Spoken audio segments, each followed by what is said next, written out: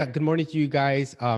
I pretty much know a lot of people here, and I want to thank you guys first for coming out here. I know this is very important for people's career, so good morning and thank you guys for coming out here. Again, my name is Michael Bardalis. I'm director of broker expansion. I've been in real estate for almost 18 years now. I started at the age of 25. The first 8 years were in lending. The last 9 have been in real estate. So I wanted to walk you guys through today, just like what it is before the offer. I love this Inspire program. A lot of us put our heads together and figured out like let's go step by step, right? For some of these people it's going to be something brand new and you're going to add to your tools, and for some of you guys it's going to be a refresher. Regardless of what it is, I want it to be interactive, right? So at the end of each slide, what I want to do is kind of just make sure we just have everyone understand. If we can keep it more to just questions about things rather than scenarios and different particular situations, that would be great. But I do want to make this very interactive as much as possible, but also make sure that there's other people here in the audience, and let's just kind of keep the flow going. So I'm going to go ahead and share my screen.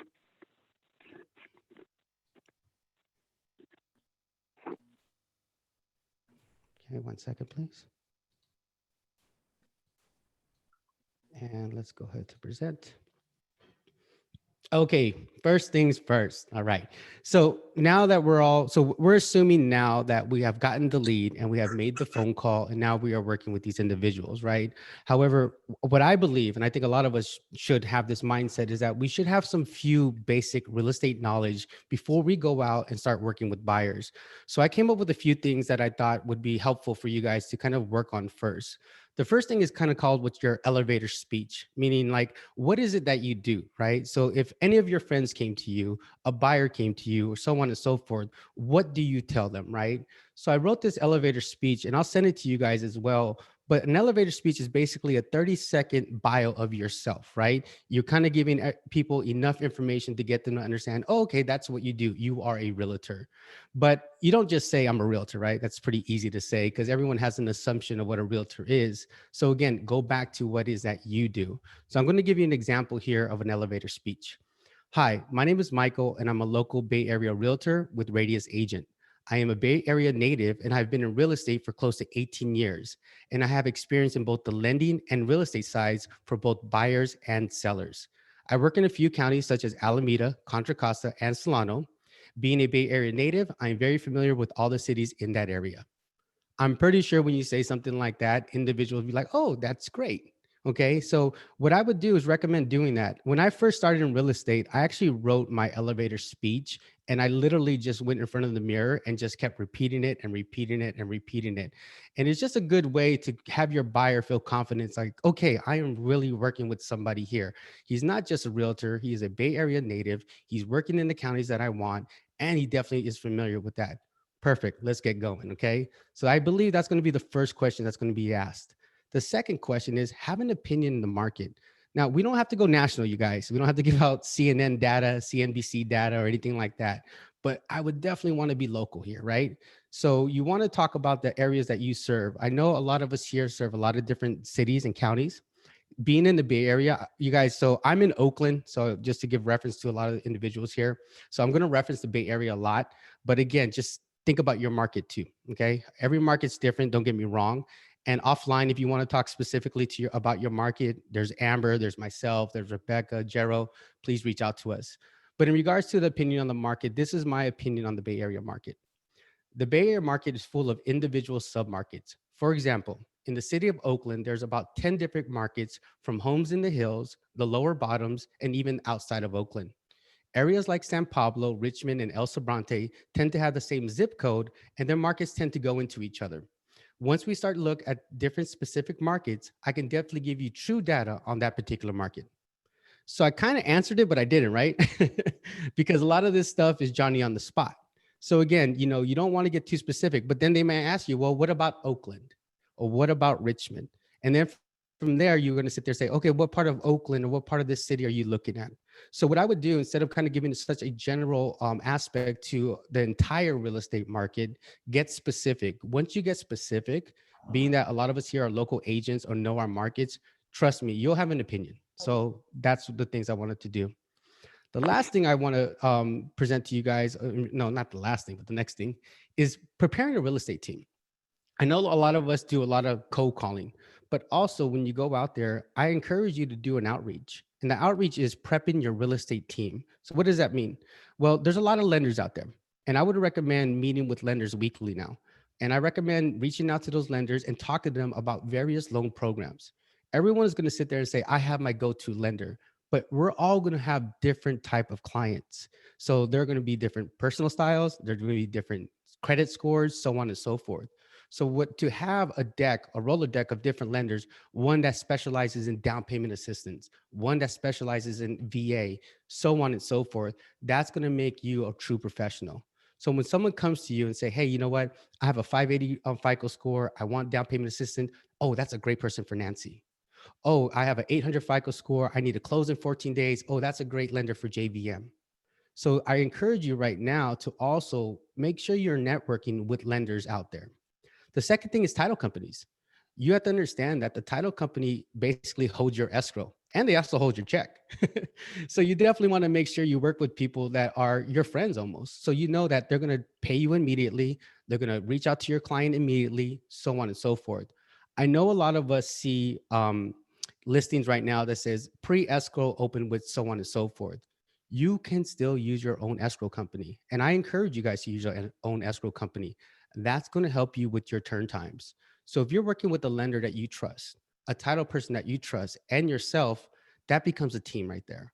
And all you guys are working for the best interest of the client and making sure things are done properly. It's tough a little bit when you're working with a title company you never met. It's tough when you're working with a bank representative in a different area. And lastly, what I want to introduce you guys to is the inspection company. Please don't wait to the last minute to figure out what your inspection company you're going to call. I think a lot of us get into that. We're like, oh, shoot, I got into escrow. Who am I going to call? And you start just Googling different inspection companies.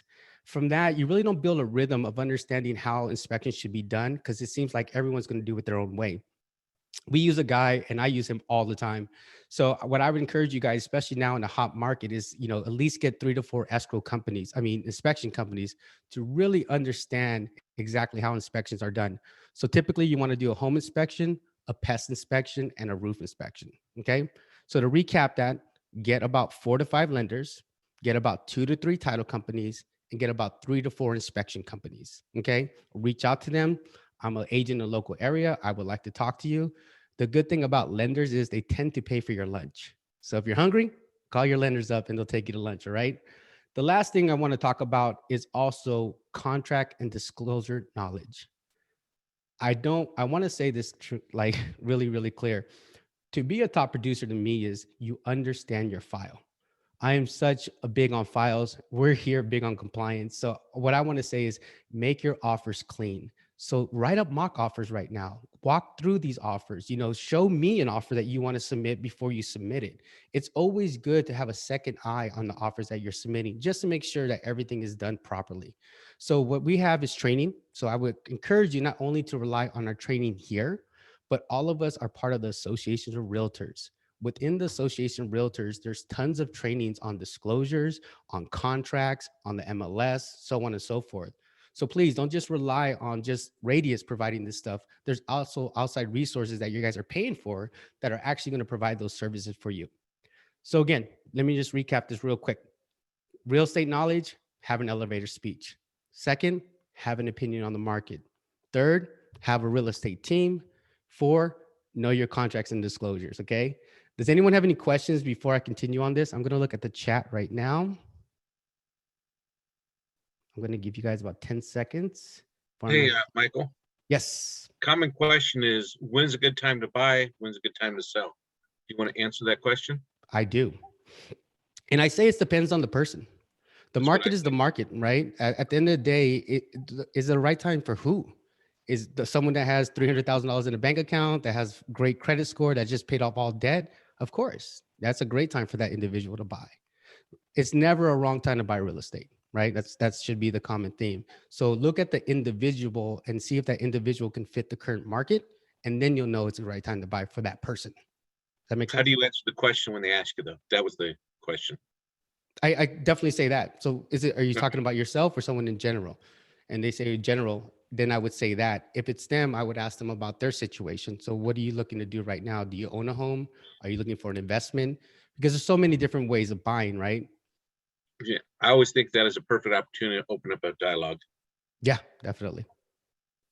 Awesome. Anyone else? All right, on to the next slide. So now that we understand we have our basic tools to get out there, we need to understand our buyers too. I hear a lot of people say, I have a client, I have a client, I have a client. And to me, there's a lot of definitions in regards to that, right? So to me, when I learned sales way back when, it was really always lead, prospect, and client. Okay. A lead is someone that has expressed interest on buying a home. So they called you and said, hey, Michael, I'm thinking about buying a house. I'm thinking about buying a house in 1 to 3 months. That becomes a hot lead. So I'm going to do everything in my power to follow up with that person to make sure they start converting over to what's called a prospect next. And I'll get into that.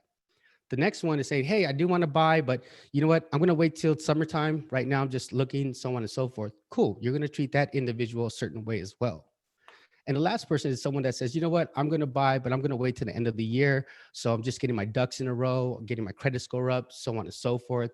You're going to teach that individual. I mean, you're going to work that individual a certain way as well. So understand if those individuals had just expressed interest about buying a house, technically they're a lead. Okay, so let's understand that. And the reason I want to make sure you guys understand that because, and I'll get to it, and maybe I should recap it when I'm done. Now, a prospect is someone that you've been chatting with, but has not been pre-approved or not show commitment of working with you. I think a lot of us sometimes are in this category, right? We're just going out to these individuals, we're not sharing, and we're kind of like, we don't have a buyer agreement signed. They really haven't committed to us. They mentioned to us last week that they're at an open house talking to another realtor. It's one of those individuals, right? Understand that, yeah, they may have shown interest of buying and they may have gotten pre-approved, but right now they're probably not committed to you as well. And now a client is actually someone who you signed a buyer agreement or now you're submitting offers for. That's a true client. Okay. That's really a client. Now you can sit there and say, that's a client. So, what I encourage you guys all to do is how do you take a lead from a lead to a prospect, from a prospect to a client, right? And I'll talk a little bit about that here shortly. But now that you have that client, just know that there's subcategories of that type of client. You may have a VA client. Well, that VA client is subjected to a different market than most people. FHA client, the same thing as well. Conventional, high balance, and jumbo, all of those are different types of clients, right? Then you're going to stack not only the loan program, but the type of house they're looking for. Well, they're looking for a condo. That's going to be a lot different. So a VA condo buyer is going to be a lot different than a high balance condo buyer. And we can always talk about that as well. But just know that the loan program and the house style is going to also be the identity of the buyer. So does anyone have any questions about this? Cool. Oops. See, I go too fast. All right. So now that we understand the identity of the buyer, let's talk a little bit about the pre-approval process. I personally do not mind showing a person one property and taking them out to show a property for the first time without getting pre-approved. Everyone has a different mindset. I'm going to explain to you why my mindset is that way. I work in a particular market. If somebody shows me this house and they want to show interest on this house, to me, I take that as an advantage of actually going to view a home that someone else might call me on. And when I'm at that home, I'm not only showing the client, I actually will stay afterwards and shoot a video of that home. So if another person calls me and says, hey, I'm interested in 123 Main Street, I can say, hey, I actually viewed that property and I actually have video. Would you like to see it? They're going to say yes instantly. And now you can not only give an opinion about the market, you can obviously give an opinion about the particular home.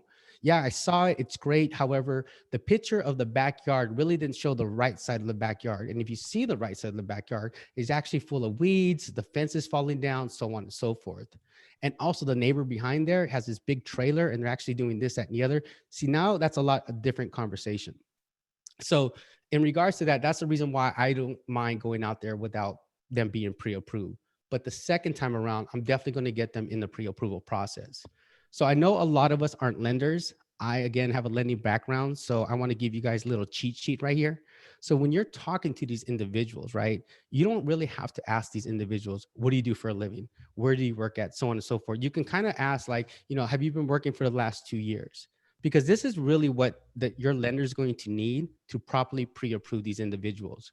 One, they're going to need their last 2 year history of employment. Also, they're going to need their last 2 years tax returns.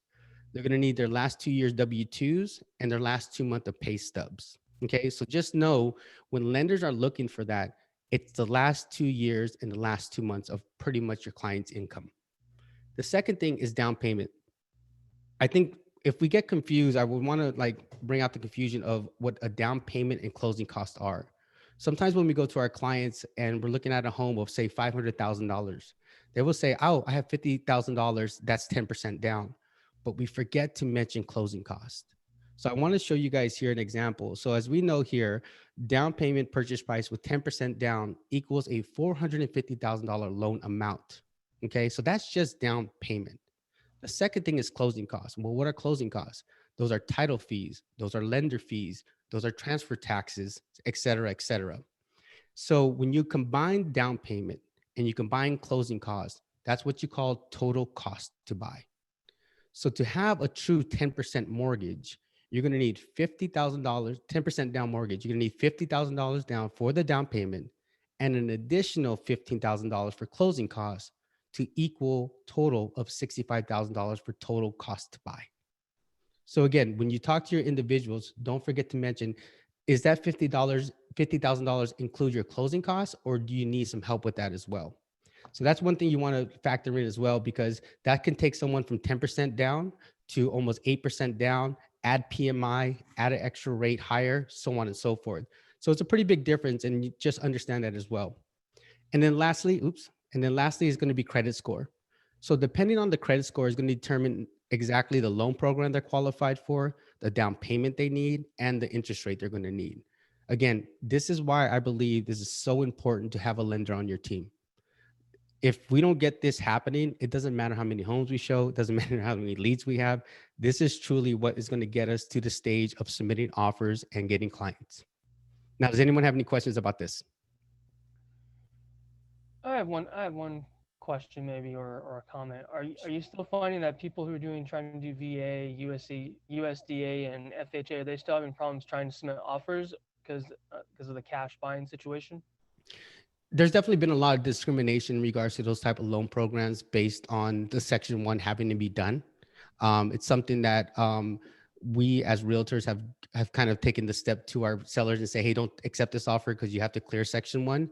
But I believe what we as realtors need to do is educate our buyers, our sellers a lot more to understand that, hey, this is an individual that served our country. This is an individual that did that and the other, that works in USDA. Maybe we might give them a break.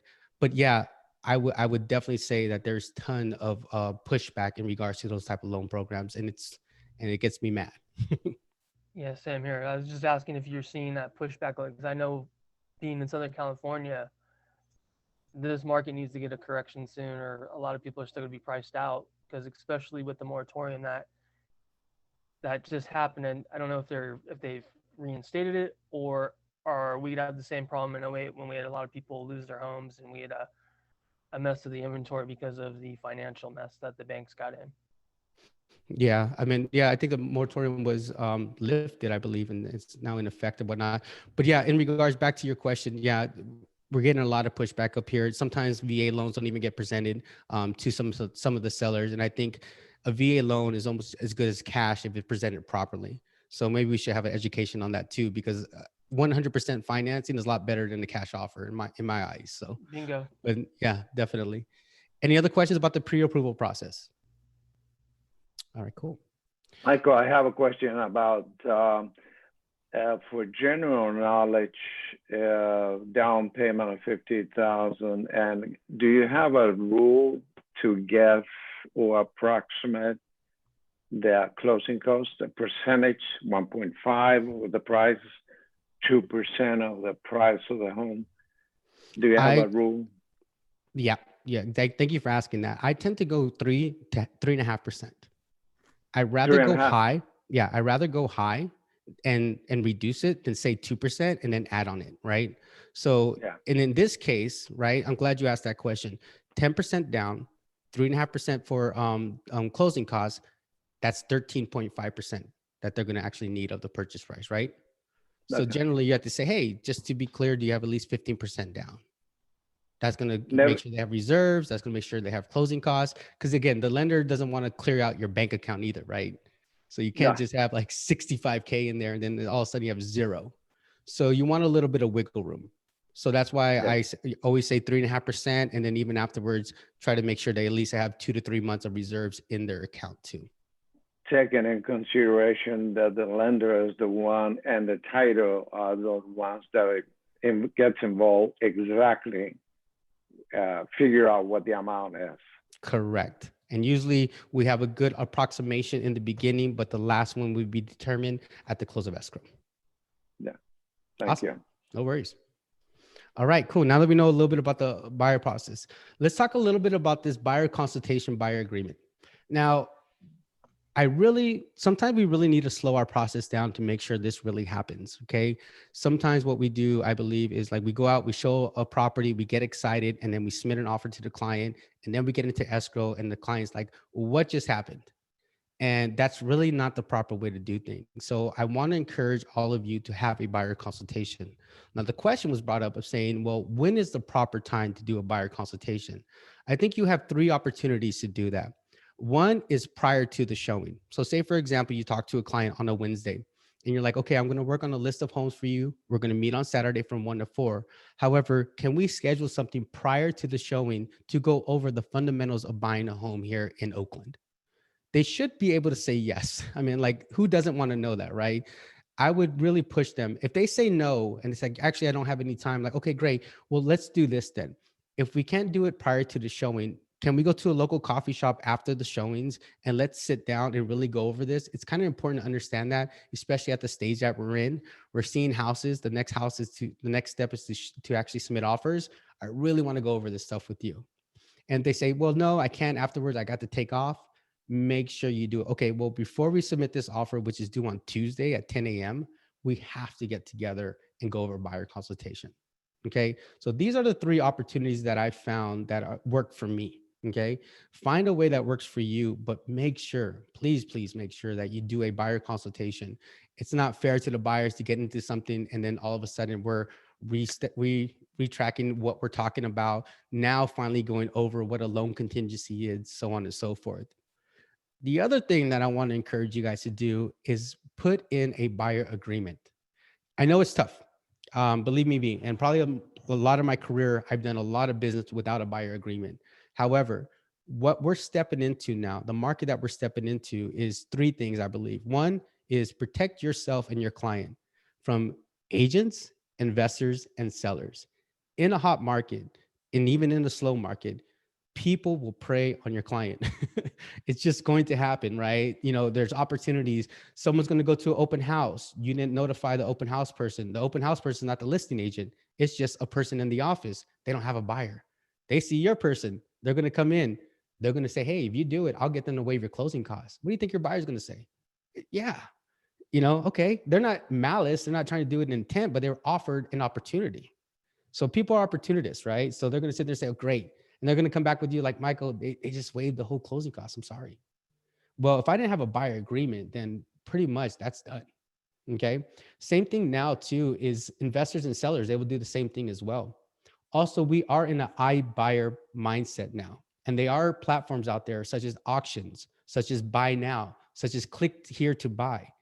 They will pay you. But again, if you don't have a buyer agreement, you're not going to get paid. And they're not going to sit there and make you represent that. And lastly is new construction. How many times in my career a client has gone to new construction without telling me and I didn't have my buyer agreement? And I had to fight just to get that commission, right? And sometimes I lost that commission too.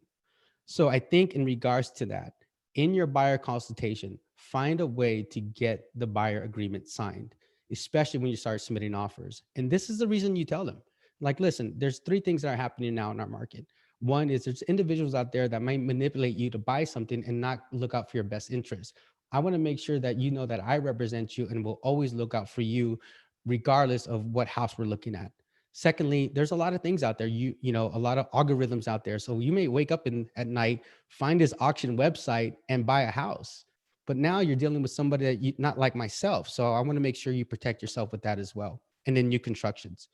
So again, a buyer consultation, a buyer agreement, I believe is super important when you're working with the buyer before the offer.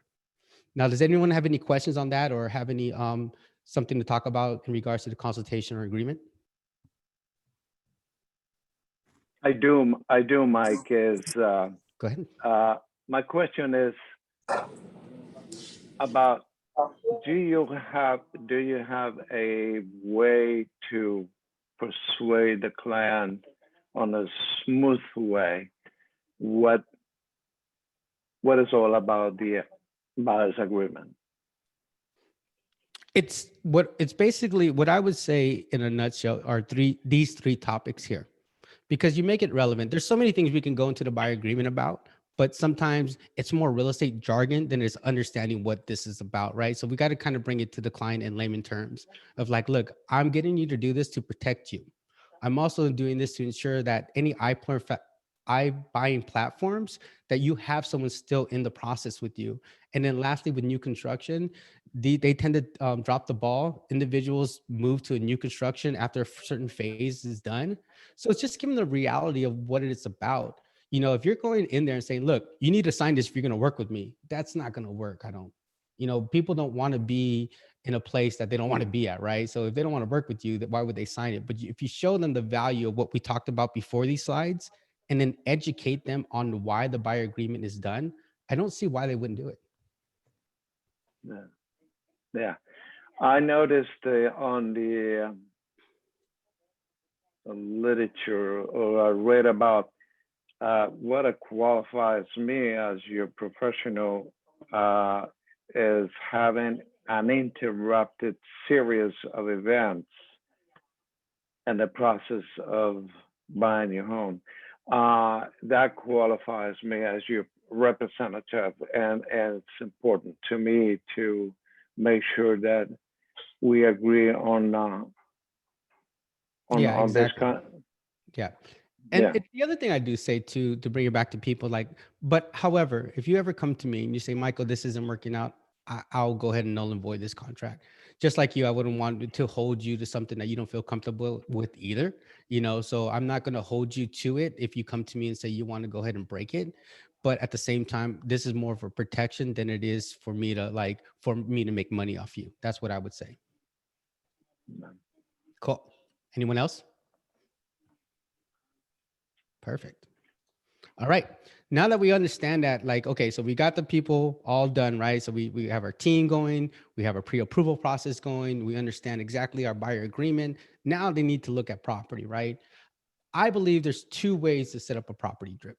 One is going to be via your CRM, right? We have some great CRMs here at Radius. We have KB Core. Some of you guys maybe use outside platforms. Whatever the case may be, you're going to have a property drip.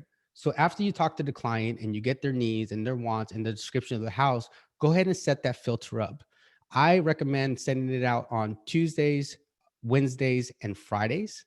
The reason being, it just shows the activity of the market. Also, I do Saturday mornings. Just if they wake up in the morning and want to go look at property, they have it there.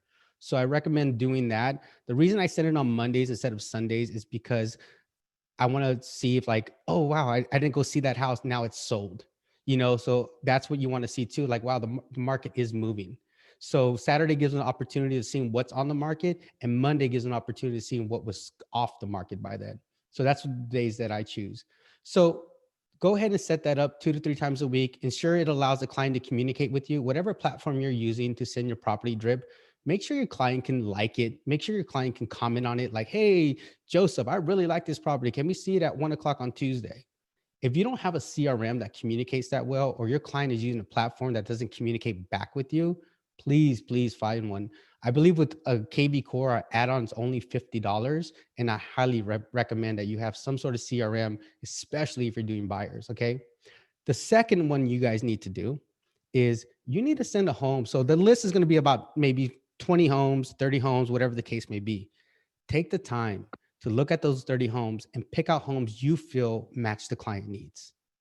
And be like, hey, I sent you this homes of 30 homes. However, of the 30, I like these 7. What are your thoughts? And from there, you're going to really understand your client's gauge. And I encourage you weekly to do something like that. If you don't, that's great, because you have the automated property drip doing it for you. But one day, set up the filter for your client in your MLS. Name it Nancy, for example. And then every time you go into that, Nancy's criteria will be there. And then you just look at it and you're watching Big Bang Theory. Oh, that's what I do. I mean, drinking a beer, going through all that. And you're saying, hey, I found 7 homes. So now the client is like, wow, not only do I have an automated system, now I have a tailored list as well. So I would encourage you guys to do something like that. Does anyone have any questions about property searches or any opinions about this? Michael, I do. I'm Amber. Hey, Amber. I was just going to put in the chat that, with Colorado, some of our MLS systems, we're able to set those filters so that the client will get the information in real time. And I do that. And I typically will preface with my buyer, hey, we're working together as a team. So if something hits that MLS, you're going to see it immediately at the same time that I see it. And so then it just kind of gives us that extra advantage of even, half a day or a day that maybe we can anticipate going to take a look and set up showings on that property, because things are just absolutely crazy out here.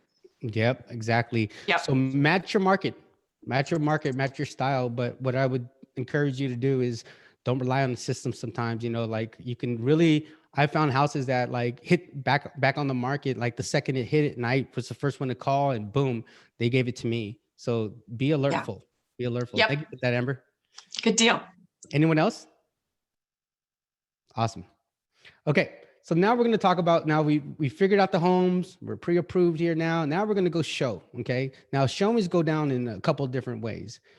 I showed up to a few houses a few times and the client was like, that's all you got?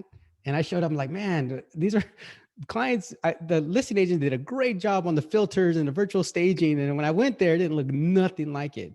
And it kind of looked at me as if I didn't do my job, right?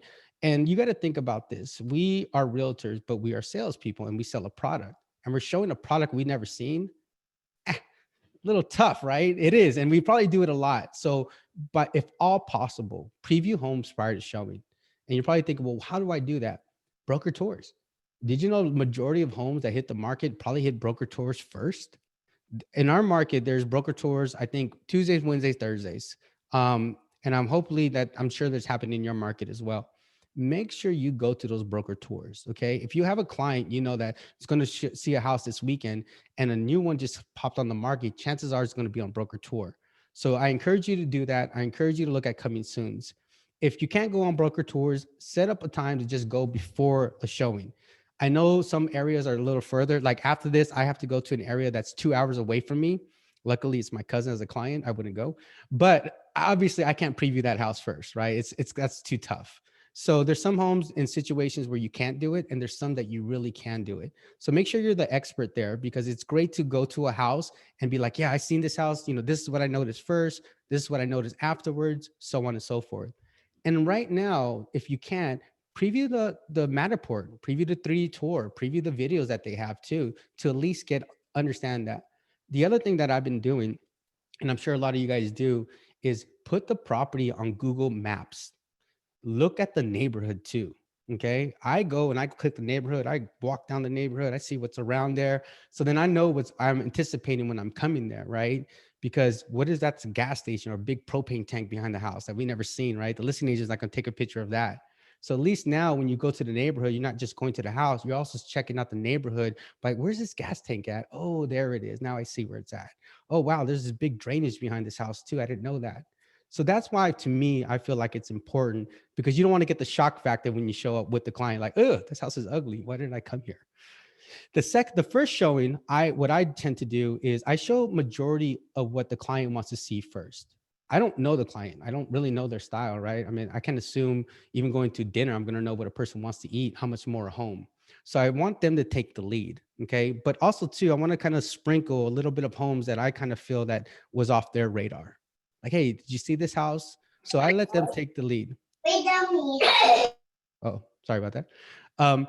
Then the second showing, I really gauge, like when you're showing a house, you guys, you really should just people watch your client and see the reaction on them when they walk into the kitchen, when they look at reactions, you know what I mean? Like if you ever want to, don't stalk them, don't do that.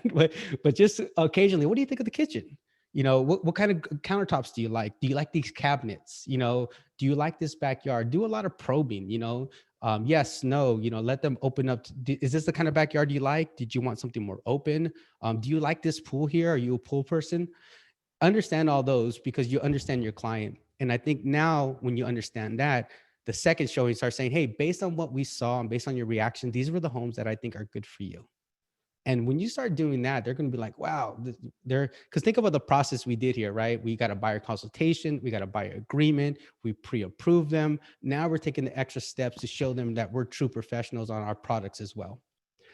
Now, the next thing that might happen are open houses. And I think it's scary to me when my client's like, oh, I just went to this open house. I'm like, oh God, who do you talk to?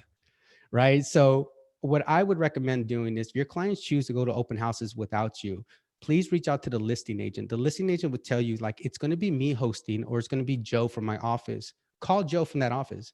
Hey, Joe, my name is Michael. I have my clients coming, Clarissa and Tony. They'll be there around 1 o'clock. You know, I'll have them introduce themselves to you or whatnot. But like, yeah, I'll follow up with you afterwards. Perfect, Michael. Thanks so much.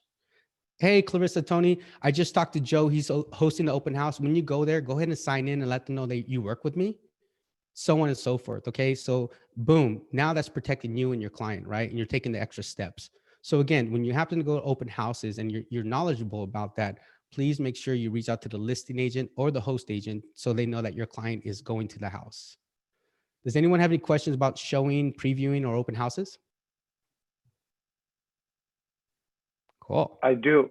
Awesome. Go ahead. And, Vidal. Michael, it doesn't, would I be able to host an open house regardless who the listing or broker is? Can I do Yes. that? Yes. Yes. In other words, if the listing is from Keller Williams, would I be able to contact the listing agent and say, hey, do you need some help? I'd be happy to host a home for you this coming Sunday. Or if you need a free time, just let me know. Can I do that? Yes, you can. And I encourage you guys to join your local real estate Facebook groups for that. So we here in the Bay Area have East County, Contra Costa County, so on and so forth. And what agents put on there, like, I'm here to host open houses in Campbell, San Jose from 12 to 4, Saturday and Sunday. Please let me know. So that's a way to get open houses outside of the brokerage. As you guys know, we're getting going here. We're all in different markets, so we're building our markets within each other. But what I would recommend you doing is going ahead and posting in real estate groups. I would encourage you guys to use Radius Agent Community as well, letting individuals know in that marketplace that you can host open houses. And it's great, right? Because I think with Radius, it opens up a great question for Radius when you're hosting a Keller Williams house, right? Like, what is Radius? So you not only do you get to talk about, you know, the house, you can talk about your company as well. So I think it's a good way. And also too, it helps you find buyers faster because you're not really like what's called being dual agency, because now you're working with a different brokerage as well. Rather, if a Keller Williams from the same office work, that's kind of considered dual agency within the brokerage. But I have a question about the signs that we need to situate strategically in the neighborhood so people are knowledgeable about Yes. what open house, where is the open house. I wouldn't have Keller Williams of No, you would use your signs. signs. Am I allowed to do that, my own signs? Yeah. So there's been times where when I was at Compass, I was a team leader there. Some of my individuals had relationship with agents at a different brokerage, and they hosted their open houses with Compass's open houses signs. So again, Yeah. you can do that for sure. Just make sure you have the property address on your open house signs. And Sure. to take it a step further, guys and gals, there are a company out there that would actually do open house signs placement for you. So you can literally leave your open house signs with certain companies and then let them know, and they can do the placement too. So yeah, you can do open house signs for another brokerage and host another brokerage's open house. Okay. Thank you, Michael. No worries. All right, moving on. Okay.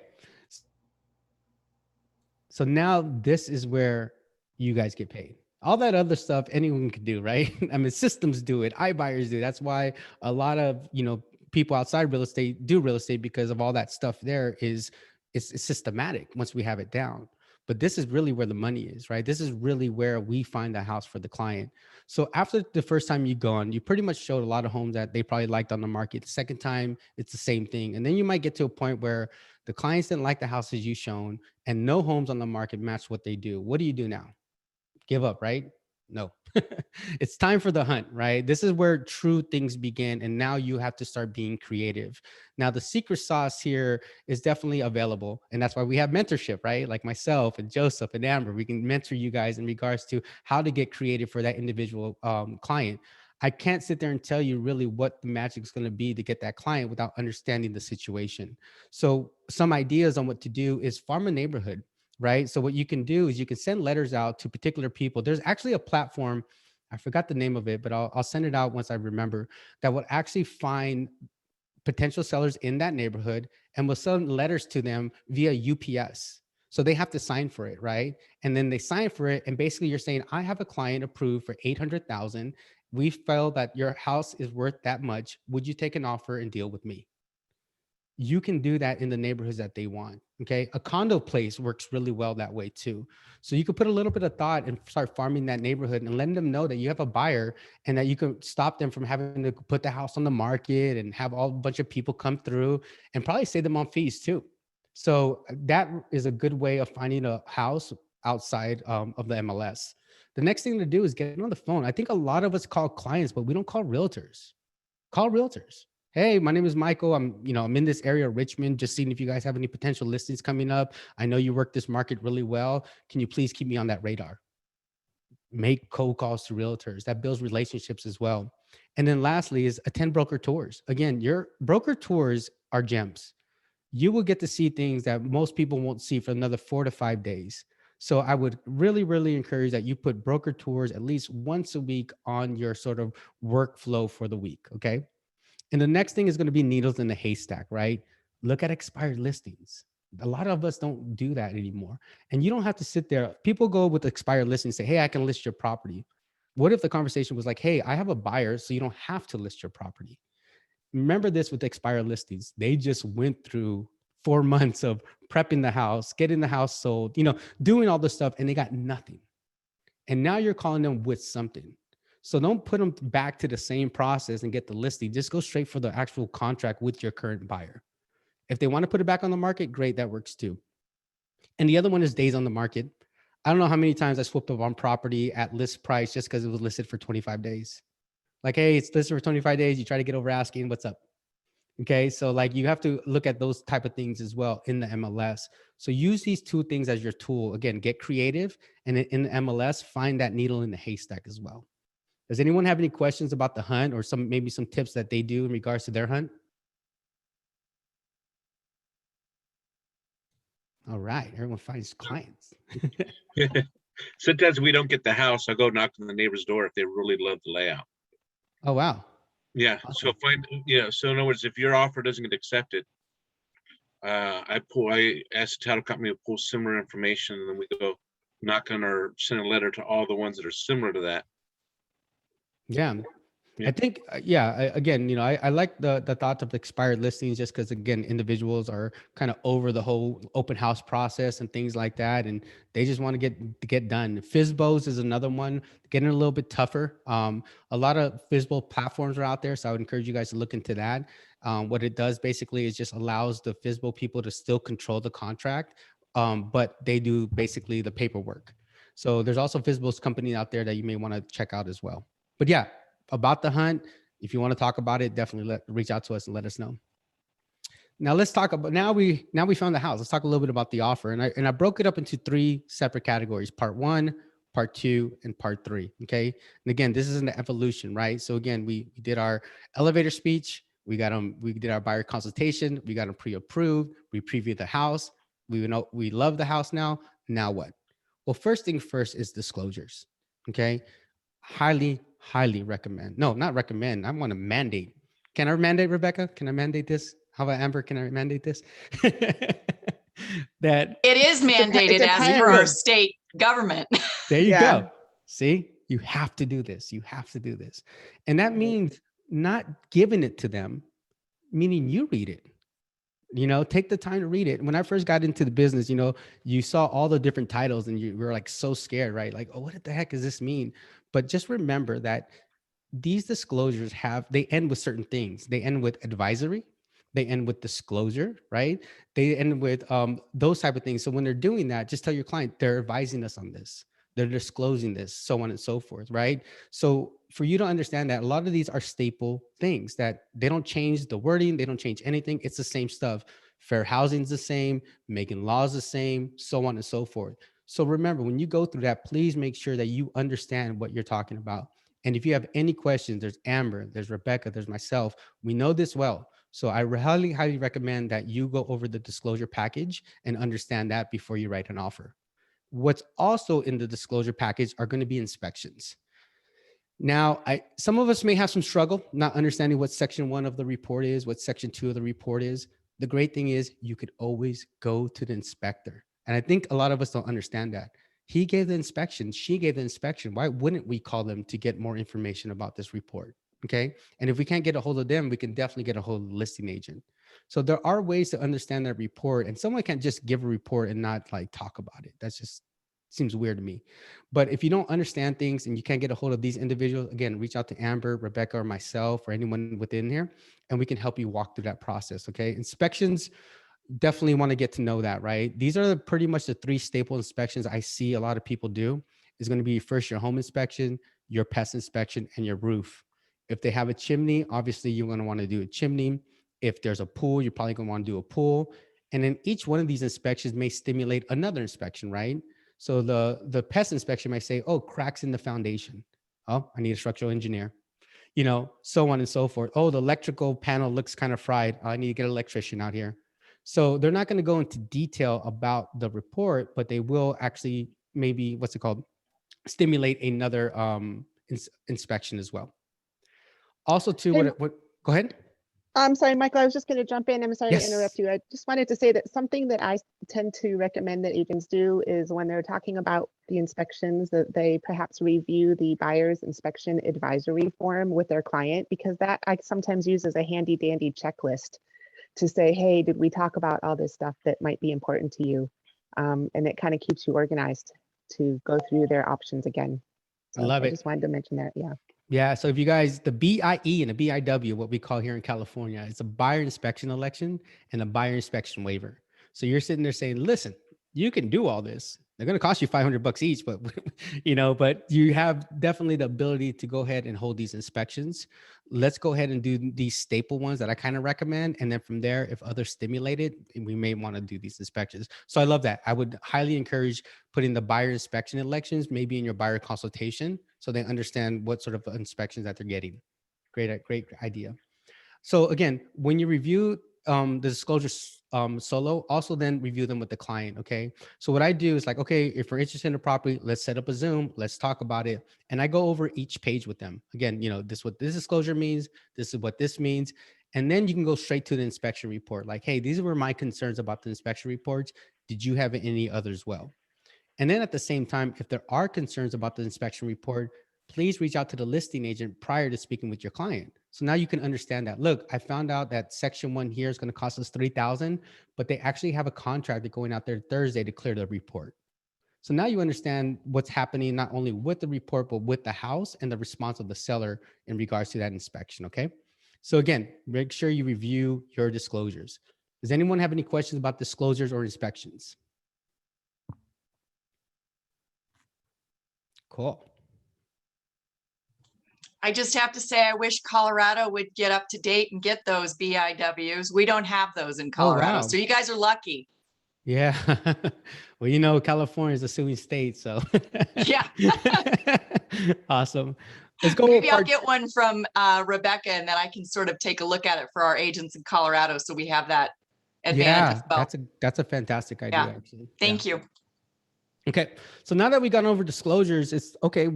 How are we going to determine price? How are we going to determine where the market is, right? And for me, this is my formula. And again, it's something general, but something that we can understand. One, I encourage you guys to understand the price per square feet of that neighborhood. And I would encourage you guys to understand the percentage of over asking in that neighborhood. Agents tend to list low. Did you know that? Even though the neighborhood is 750,000, that house may be on the market for 599. Okay. So you got to know the difference on that too, because sometimes we get buyers that are approved at 600 and are excited, right? Like, oh my gosh, I'm approved for 650. You know, everything in that list at 650 in that neighborhood, 599, they go for like 750. Right. That's just what the common thread of that home is too. So again, if you look at it this way, if you took at comps, take the last 90 days, take a half-mile radius with the same bed, same bath, and same square footage. I play with the square footage a little bit. So for example, if the house is 1,000 square feet, I'll probably do like 1150, like 950 to 1150, just to kind of see the difference there. I keep the beds and bath counts the same because it's irrelevant. But at the same time, I kind of want to see the difference on square footage. And then also too, I want to understand what the percentage of over asking is. So for example, here, if you had a house at 550,000, take the price of the home, divide that by the square footage, and that's going to get you the price per square feet. Okay. Same thing for the listing. Take the average list price, look at the sales price, do the math, 19% over asking in that particular market. Okay. So those are things that I look at to show the client of what it is. But at the same time, it's what they want too, right? So you take a look at the market, you see what it's happening, and you present that to your client. The last equation you got to understand is how many people are submitted, right? There's a difference between 3 to 5 people submitting, 6 to 10 people, and over 10. You know, and markets are different. And what the trend here in the Bay Area was, if it's 3 to 5, it's technically about 7 to 10% over asking. When we see 7 to 10 offers, is about 15 to 18% over asking. And if it's 10 or over, it's definitely in the 20 to 25% realm. Okay. So like having that general knowledge, I believe is going to help you understand what the offer is, right? Because that's the mindset of the listing agent. So get in the mindset of the listing agent on how they price the property and the expectation of them selling the property. Does anyone have any questions about this? I don't have a question. I just have a statement. Maybe it'll be a question just to clarify. So you're saying like if the price range is average, then you're expecting to get a lot more offers. If it's going to be in the, let's say 900 over to 1 million, you're going to probably be waiting a little bit longer, or there's going to be less offers coming in. I think the purchase price will determine the neighborhood, right? So for example, if you're looking in that way, right? I wouldn't say like in the market of Oakland, for example, like 900 to 1 million, it's sort of like the standard. So that's the hot market in itself, right? Where the lower market of 700 below, there's not really that many homes there. So it might be a lower market. Does that make sense? Yeah. Yeah. Well, okay, whatever the market is. Mhm. If it's whatever the average is, then you're going to be seeing a whole lot more. And then for that Correct. loan, for that, whatever their loan is approved for, they need to keep in mind to be a little bit under. Correct. So what I tend to do is someone says, "Hey, Michael, I'm pre-approved for 750,000." I'm showing them homes about 15% under that. Mhm. I'm not sending them homes at 750,000. Right. I will send them homes at 750,000 that are on the market for 21 days or more. Right. But yes, you know, that's what really, I see what you're saying. yeah. So because again, you're not going to have too much wiggle room, right? If we get Mhm. into the situation where you hear transparent pricing, right? And the market's shifting, you guys. I don't know if you're seeing that right now, but you're going to get more transparent pricing now. I just almost get an offer accepted probably today with only 20K over asking. That's really huge in the Bay Area. So again, you know, that's where you'll see it for sure. Okay. Cool. Does anyone else have any questions? Awesome. So again, let me just recap this real quick so we understand where we're at with the market. Oops. One, again, disclosures. That's all I want to say. Before we submit an offer, let's look at disclosures. Secondly, let's look at the market. Let's look at the price. Let's look at the interest, so on and so forth. Now, let's talk a little bit about offer strategy. Now, I'm just going to go over this just a tad because we are going to have training with Rebecca and Amber about the offer. So they're going to go way more in detail, but I just want to talk about this a little bit, okay? Now, when it comes to the offer strategy, guess what? The seller relies on the data for you, but the seller is the decision maker. So you could sit there and be like, look, 15% over asking and this, that, and the other, and 20 people are interested. They be like, I want to offer list price and I want 20K worth of credit. So it's really up to them. So be sure to ask them that. what are you looking for? Like, are you looking to go over asking? You know we talked about this. What is your thoughts in regards to that? How do you feel with your appraisal contingency? How do you feel about your loan? Do you really want to get more inspections? Are you happy with the inspections here? So on and so forth. And in regards to this, like, I know it's a fast market, but are you able to close in 14 days? Are you going on vacation? So on and so forth. So I think it's really important to not only give them your opinion and do all the disclosures, so on and so forth, but also please understand that it's their right to kind of feel what they want, and don't pressure them too much. I think a lot of us, when it's a hot market at times, say highest and best, highest and best, highest and best. And we're not negotiating for our clients. And we claim we're salespeople. So salespeople negotiate, salespeople want the same price. So think about how you would buy the house and what you would think about it, and take that mindset, because it's always easy to sit there and just say highest and best. It works in a hot market, but then when the market slows down and they ask you what you should submit, you won't even have an opinion. So I definitely encourage you guys to really go through that. And then again, don't forget the important stuff. Don't forget to discuss the liquidated damages, the mediation paragraph as well, because that's really important to talk about. And again, they'll go over it with you guys a little bit more in detail. And then also ask for support. You know, again, I encourage you, if you're just now submitting offers or your offers are getting rejected and you're not really sure what's going on, let's get a second eyes with it, because it's all about presentation too. Are you just sending a PDF of the offer, just saying, here you go? Are you doing a cover letter? What are you doing to make sure that offer stands out with the rest of them too? So again, I encourage you to ask for support. And then lastly, when you're going to submit an offer, send it out first. Don't just send DocuSign. I think a lot of us get the offer, write it up and send DocuSign. Let them look at it first. That's what I would encourage you to do. If you have to send it out for DocuSign and it needs to go out, you have to do what you have to do. But if we're in a perfect scenario, if the offer is due at 5 o'clock the next day, send them the night before. Let them review that. Hey, did you go over this stuff? So on and so forth. Even in the buyer consultation, and I want to do a training on that with you guys, but in the buyer consultation, you can show them an example of a contract. So they already have it. So now they know, like, okay, I get the generalness of a contract. And then when I have my rough draft, now I can see where things were filled in. Okay. So I encourage you to do something like that. Again, in a perfect world, if you have the opportunity to do that, please do that. So yeah, so again, recap this: part 1, disclosures; 2, the market and the price; 3, what does your seller want? Don't forget the legal stuff, and send a rough draft to your clients. Okay. After we do all this, we are now going to submit the offer, right? It is super vital to ensure what platform the listing agent is doing. What if you emailed your offer and then they asked it to put it on HomeLight? HomeLight is Disclosure IO, by the way. What if they say, hey, I actually want it on this platform now. I actually wanted all the offers on that platform. And you're the only one doing that. That's not going to make you stand out. It's going to make you stand out in a different way. This person didn't listen to what I had to say, right?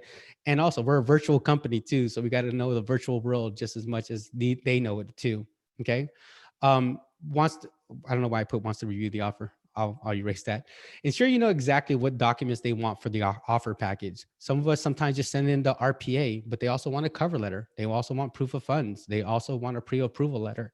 Make sure you ask them what they want for the entire package as well.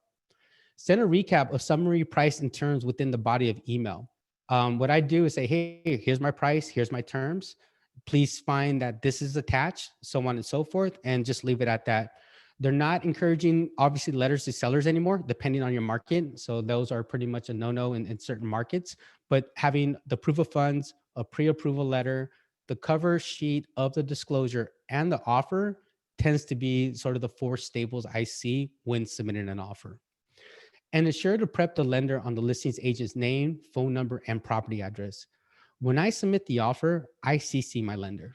I encourage you guys to maybe do that. And I say in there, hey, and Joe is on the email, please feel free to reach out to them. And then that cues my lender to reply back and say, hey, I have their full package. I would love to talk to you. Please call me and let's set up a time to discuss this offer.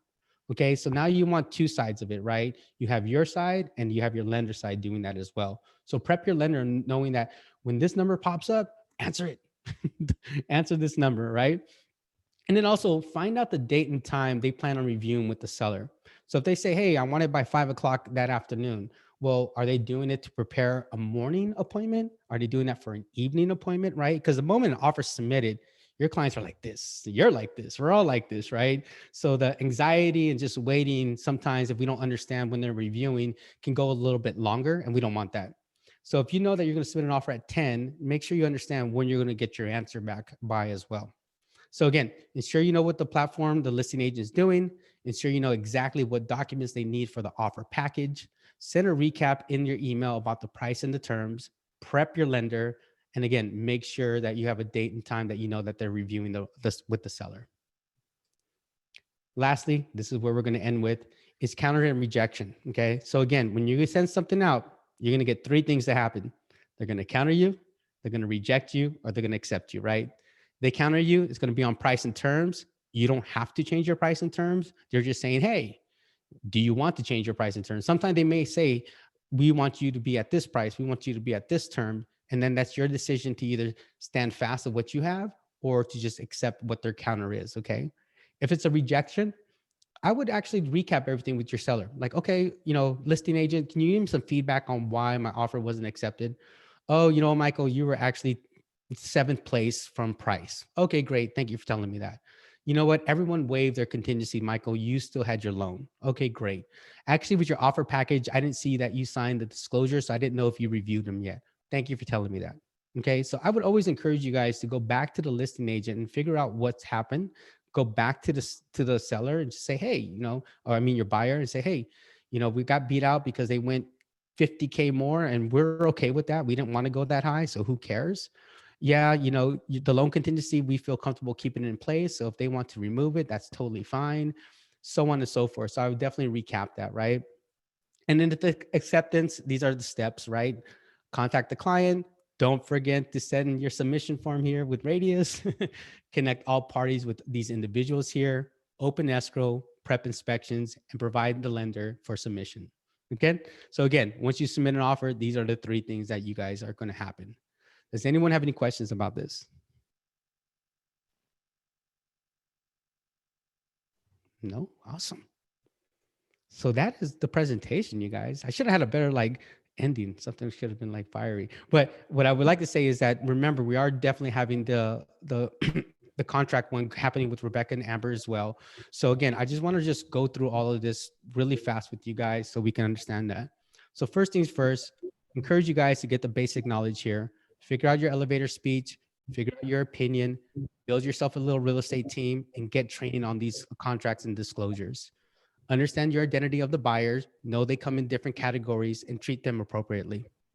Pre-approval process, this is a little cheat sheet. So when you're talking to people, bring this in your conversation so you kind of understand what's going on as well. Buyer consultation and agreement, highly, highly encourage that you do that. The buyer agreement is not mandatory, highly encourage. The buyer consultation, if you don't tell your client about what's going on, you shouldn't be in this game. Property search, set up an automatic one. And then also weekly, send up something yours. Again, Big Bang Theory and a beer, send them out a listing. Preview homes, first showing, open houses, take these as few steps, understand what's going on here.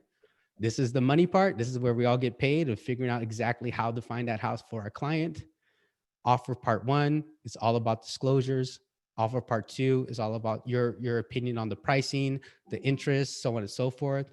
And part 3 is definitely the important stuff here. Send a rough draft, go over liquid stuff, arbitration things, and ask your seller what's going on. And then obviously you're going to submit the offer. So awesome, guys. I want to just break this open to anything that anyone wants to talk about right now in regards to something like this. We are at the hour and 10 mark. Sorry about that, guys. But does anyone have any questions or feedback on that? I just want to make sure that you guys leave here feeling comfortable about working with the buyer before the offer.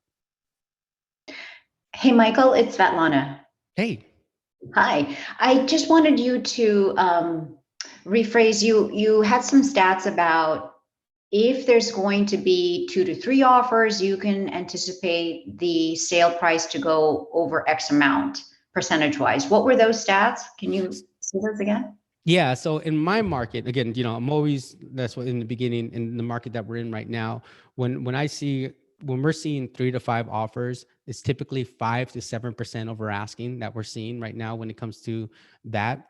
When that's 3 to 5 offers, when we're seeing 6 to 10, it's usually about 12 to 15% over asking. And then over 10 is definitely 20 to 30% depending on the interest. So that's just my gauge. Mhm. Again, that's sort of like my opinion, what I'm doing. And again, when I talk about that, I'll get even more specific. That's pretty much Alameda County, Contra Costa County, and Solano. Okay, thank you. No worries. Does anyone else have any questions? We have 3 good people here, myself, Amber, and Rebecca. So it's a great time to ask any questions you guys have any. If you don't, that's totally fine too. Hey, Mike. I Yes. just wanted to say that I wanted to give some feedback. So lately, what I've been doing is having the lender contact the listing agent just to let them know, give them reassurance that my client has a good file from what they could see. But you bringing up the fact that you CC the lender on, when you submit the offer, that's actually a good idea because that's pretty much killing 2 birds with 1 stone in terms of, having a lender reach out right when we're submitting the offer. So I think that's a good idea. I'm going to implement that when I start submitting my offers as well. Yeah, that's why it's important to have that team, right? Because everyone's on Mhm. deck, right? So like when I put in using my escrow company, they say, well, it's already pre-escrow. And I say, well, this is my team and I know what we can do. I don't like, are they going to be able to have these turn times? How is their schedule? Like when they start putting a little bit of doubt that using someone else may not work for me, that's when they're like, okay, just use your team then. Because I can close in 14 days. I can do all this. You're going to bring this person in. Who is he? Like, not saying that they're not good, but this is my team here. Right, right. So it's important to get all parties involved in the beginning. And you'll see, when you work in the markets, 80 rule, 80-20 rule, 20% of the people do 80% of the business. So a lot of these people will be familiar anyways. Any other questions? I do have another question, Mike. Let's go. In terms of the lending. So we talked about, and I always get confused with this. We talked about the buyer needing to have that 2-year W-2s, being on the job for 2 years. Now, where I get confused is when, say, if they have been employed for 2 years, but not within the same company, is it okay for them to be employed, or if they're self-employed within the same field for 2 years? Can you clarify that? Sure. When it changed job titles, that definitely is going to play something different into the lending aspect. However, what I've seen, not saying that this is a standard, but so long as they're making the same dollar amount, they tend to be okay with that. So if you change career paths and you're making the same dollar amount, they're fine. But if you go from a doctor to McDonald's, that's going to definitely raise a red flag, obviously, or whatnot too, right? So they definitely want to see consistency in regards to that. 1099 and self-employed are very different from lender to lender. So it's going to be very speculative on that. They're always going to go back to 1099 tax returns and what's at the net. So, no matter what, they're going to do that. Most self-employed people only qualify for non-QMs unless they have a W-2 person on their, like as a couple or as a co-buyer. But in regards to that, that's really the standard of things. Okay, great. Yeah. So job gaps. The only thing that I've seen you guys out there that allows someone that hasn't worked in the field is someone that graduated from a college that now got a job as an attorney, got a job as a doctor. They will take their first month pay stub and make that their income so long as they have an offer letter. Okay. So I've seen that too, where students are, get a job right out of high school and work for Tesla or work for Google. So long as there's an offer letter, they will take that employment and that will work. But if I've seen someone for 2 years and they were unemployed for 3 months of those 2 years, they probably won't qualify. Got it. Okay. Cool. Anybody else? I have one on title. So some title companies or all of them will say they're national. And would you recommend going with someone that's more local? Well, they're going to be national names, right? That are maybe a local brand. So you're going to find here like First American Title and Chicago Title. Those are, I believe, the national companies that are local. So yeah, I definitely would encourage that. I think, and then again, everyone's different. When you go to Southern California, escrow and title are separate, right, Rebecca? Like they're separate entities out there. Yeah, they In are. Northern California, they're one. And I think in the East Coast, you guys use attorneys. So yeah, anything you can do local presence is always going to be a benefit to anybody. Yeah. Awesome.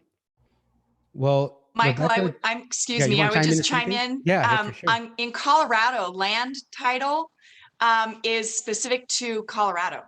And I've been in the business for quite a long time, and I didn't know that until I was talking with my title rep the other day, and he said, Amber, you didn't know that? I'm like, hey, learn something new every day. But yeah, so there are other title companies that are state specific. And so I think that's good to know, because if maybe one title company isn't familiar with a question on something, that you do look for that state specific title company as well. So just thought I'd give you a little insight that I just learned. Yeah, that's awesome. Get your local experts. Everything changes, you know, within your region or state. So good to know that as well. Rebecca, did you want to add anything last minute? I just wanted to chime in that sometimes if um, you have a buyer client and maybe they're working with their preferred lender and they're an out of area lender, and you know, once again, this touches on the whole, you know, try to keep things local as much as you can. If you have a buyer that's insisting on using one of their lenders that they got online, and maybe the main office is in another state somewhere, you know, of course, we don't want to force our buyer clients to use who we want them to use. They have to be able to use their vendors. But I always suggest that maybe as a backup option, they contact one of my recommended mortgage professionals, because I've had lots of times when inevitably that out of area lender is going to drop the ball somewhere in the transaction. And because we already had that backup lender set up and kind of on the back burner, you know, as much as they could do with that backup lender option, we were able to save the transaction. And so that just kind of touches on try to keep things as local as you can, and you know, give your buyers advice that kind of anticipates things down the road that, you know, they may have problems with, and try to give them options. So that was it. Rebecca, I couldn't agree with you more. I actually, unfortunately, on Friday had a situation where I had a lender that was in a different state. They kept claiming that it was a homestead state in Colorado. We needed to have a homestead waiver signed by the buyer, and the entire loan blew up 2 hours before closing. Yeah. Yeah. Wow. So thank you guys so much for coming out here today. It was great to network with you guys all, and for you to take the time to go and enhance your business. Again, next week, 9 a.m. Please continue. It's only going to get better with this program here. But also too, like, we are still a family here. So if you have any questions, please reach out to me on Slack. That's probably like best way. Rebecca and Amber as well. We want to encourage you guys to do more business. We want to make sure you're doing compliance stuff. So whatever we can do to help you guys in that mindset, please reach out. Know that we're here for your support. All right. So you guys have a wonderful day, and I'm going to leave you with peace, love, and real estate. You guys stay blessed. Take care.